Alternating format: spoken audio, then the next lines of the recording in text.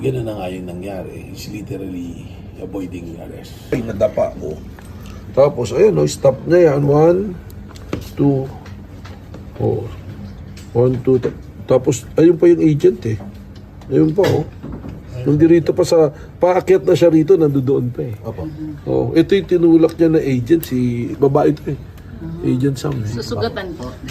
Hindi naman, pero parang may mga pasadang laksid, babae pa. Opo. Ano po bang Ang nangyari? nangyari kasi, sumakay siya sa sasakyan ng isang senador eh. I'd rather not mention who the senator is daw, pero sumakay siya ron. Tapos parang nung nag-start na yung session, nagsisession, parang mawaluwag na roon. Nandun yung, naiwan doon yung dalawang babae namin na ahente.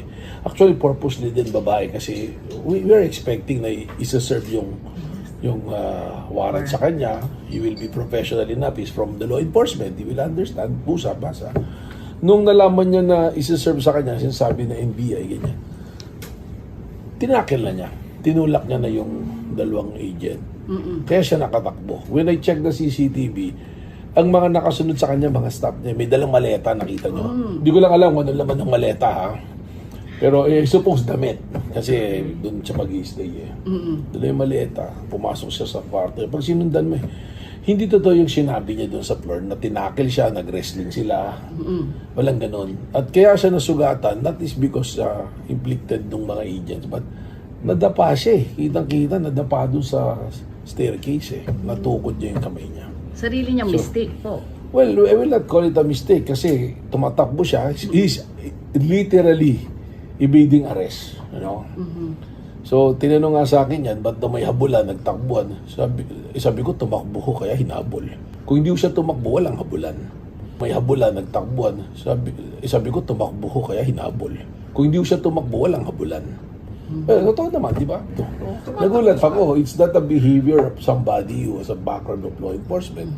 Yung mga tumatakbo, yung may background ng criminality, di ba? Yung mga tumatakbo sa batas. So, mali pala yung assessment and expectation ko na pagka medyo babae siguro yung mag-serve, medyo matutone na, ganyan, kaysa sa malalaki na agent natin yung ilagay natin doon sa point of entry. Ganun na nga yung nangyari. It's literally avoiding arrest. Ay, nadapa ko.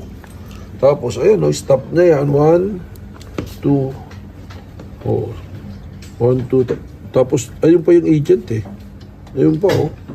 Nung dirito pa sa, paakyat na siya rito, nandoon pa eh. Opo. Oh, ito yung tinulak niya na agent, si babae ito eh. Agent Sam eh. Susugatan po. Hindi naman, pero parang may mga pasadang laksid.